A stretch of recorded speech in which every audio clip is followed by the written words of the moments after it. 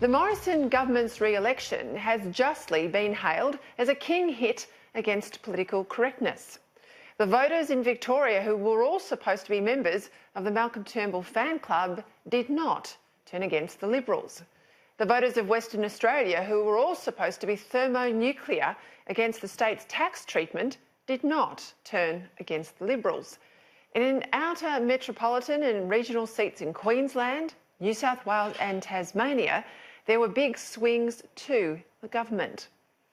Along with policy from Labor that would have hit people hard financially, there's no doubt that the country voted narrowly but decisively for a government determined to put common sense ahead of political correctness and the concerns of everyday Australians ahead of virtue signalling on issues like climate and identity. But when it's all said and done, what's likely to change? What long-term difference will we now see when getting things done normally requires the support of unaccountable expert bodies as well as the cooperation of state and local government? Scott Morrison might have won the battle against the left a couple of weekends ago, but can he now win the war? Sadly, I've seen plenty of ministers get defeated by the processes of Canberra, by unelected officials who have the ability to hold things up and drown action in delay. It's no mistake that the Prime Minister was alive to this issue even before he chose his ministers. Here he is in the Cabinet room giving the top departmental secretaries their writing instructions last week. A big part of the way I intend to direct over the next 3 years is there will be very clear targets about performance levels that we'll expect from the delivery of the public service. That Australians should expect to see things turned around quickly, that investors that are looking to invest in Australia, the blockages that often frustrate them, they will be dealt with. Congestion busting just doesn't need to happen on our roads and around the country. Congestion busting needs to happen in the bureaucracy. So what's really going to change with the election of the Morrison team, do you think? Or will the bureaucrats keep trying to win the day? Well, one thing at least, the Adani coal mine should now finally go ahead. The Morrison government is enthusiastically for it, and the Queensland government, which was previously against it, now under threat of electoral annihilation north of Brisbane, is now officially for it as well. Surely now that the voter has spoken, no Queensland bureaucrat is going to demand yet another study into finches or groundwater or some other delaying tactic. But what about the other activist bureaucracies? And what about all the other politically correct entities that think they know better than the well-being of Australian voters? They're putting their interests ahead of Australian families and job creation.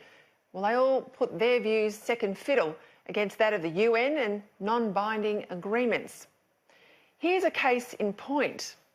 Did you know that Western Australia's Environmental Protection Authority is apparently about to reissue guidelines requiring all big new projects to be carbon neutral? Now, this will put at risk the imminent final investment decisions for the Browse and Scarborough LNG projects worth over $40 billion.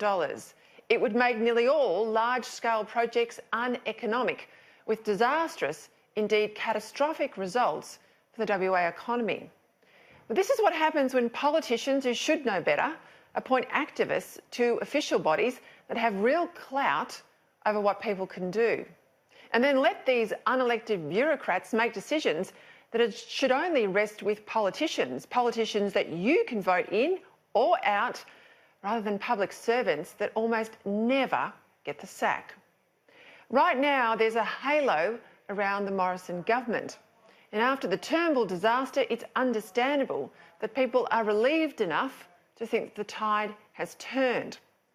But soon enough, the government will need to make things happen. They'll need to get more baseload power into the grid quickly, for example. We'll need to address the irreconcilable conflict between farmers and conservationists in the absence of more water in the Murray-Darling Basin, and we'll need to ensure that schools are teaching the basics better and not indoctrinating students. If the people who run departments, who set the rules and who advise ministers, think that their main job is to keep the left marching through our institutions, it doesn't much matter what voters think. The dismal record of much of our past decade will continue.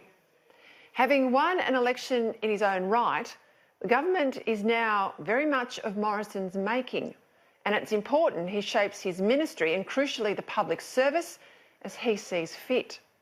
Ministers must understand that they run their departments. Their departments don't run them. And he'll need officials on his team that share his thinking if he's ever going to turn the ship around. If they don't share his thinking, well, they need to go. They need the sack. And others should be brought in who share Scott Morrison's vision.